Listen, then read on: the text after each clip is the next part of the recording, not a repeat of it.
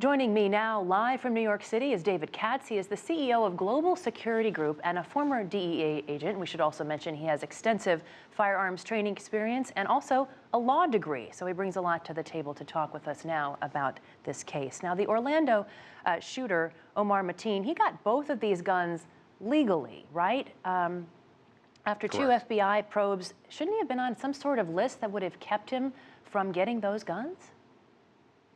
One would think so. There's got to be a mechanism by which, you keep, the right to keep and bear arms is subject to due process, of course. But you would think at this point in our history, once somebody gets the attention of the FBI, and we could talk about exactly how they handled that, those interviews and what they did with his background. But once they get to that level, there should be some mechanism by which, at least if he's trying to purchase a weapon, it gets to their attention. They could either cancel the sale or take the investigative step of allowing them to complete the transaction, then staying on the guy 24/7 to see exactly what he's up to. That wasn't done in this case. They probably just after interviewing him, deemed him a non-threat. He was allowed to purchase a weapon, and now unfortunately we have this tragedy.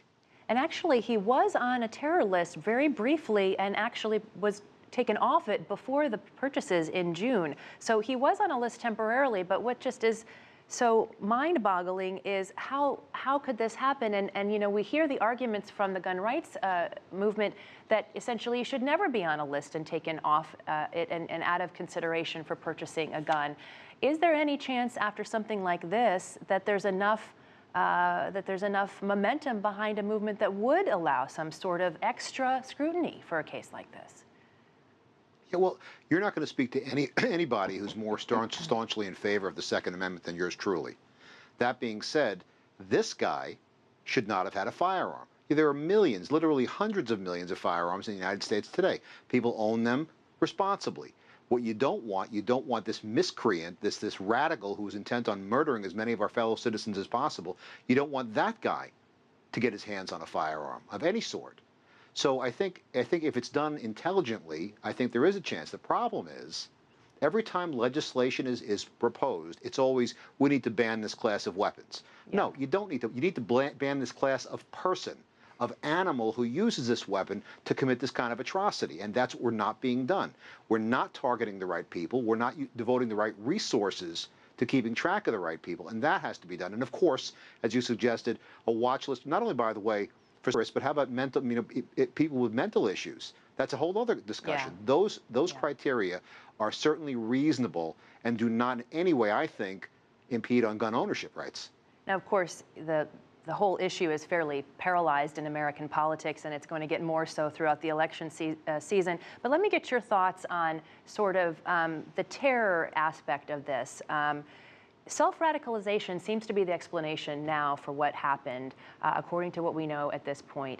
But this man was not exactly hiding his radical leanings. He was very open about them, and that's what led to those 2 investigations by the FBI. Intelligence services have been worried about this type of what they call a lone wolf attack for some time, at least since 2009, when Major Nidal Hassan was self-radicalized and killed 13 people on a U.S. Army base.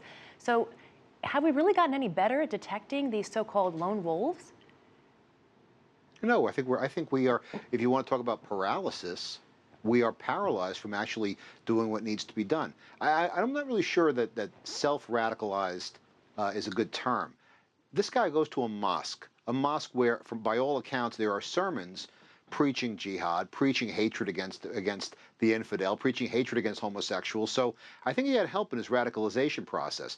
The problem is there are so many of these individuals susceptible to this kind of suggestion.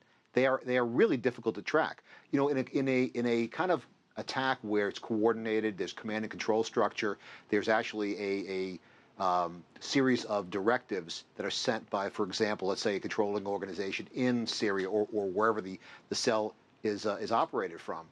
Then, if that's the case, there's an opportunity to intercept that communication and disrupt the activity. Yeah. In this case, it's a general call to jihad: do whatever you can, get hold of weapons, drive a car into a crowd, stab a police officer. That's the difficult part, because you have so many people who are really operating based on listening to a message but not making contact with the persons or organizations giving that message.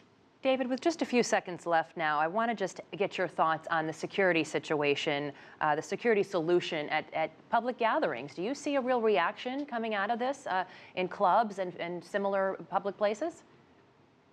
Absolutely. I can tell you in New York City, in high-rise buildings right now, it's mandatory to include an active shooter response. That means drills and training to all occupants. And there are 1,800 plus high-rise buildings in Manhattan and in New York City, for example. That has to be done in conjunction with the emergency action plans that these buildings must have. It's being extended to hotels and to public assembly venues. So this is going to be further extended. People just need to know there are several things to do to survive this kind of incident. We can either, it's ABC, avoid, barricade, or confront. Okay. In this case, the first best option, flee if you can. If you can't, try to find a place to barricade yourself and wait for the police. And finally, if you can't do anything else, go for the guy. Take the guy off his feet, take him down, terminate the threat and danger to your life. People need to understand this and need to be partners in law enforcement in this process.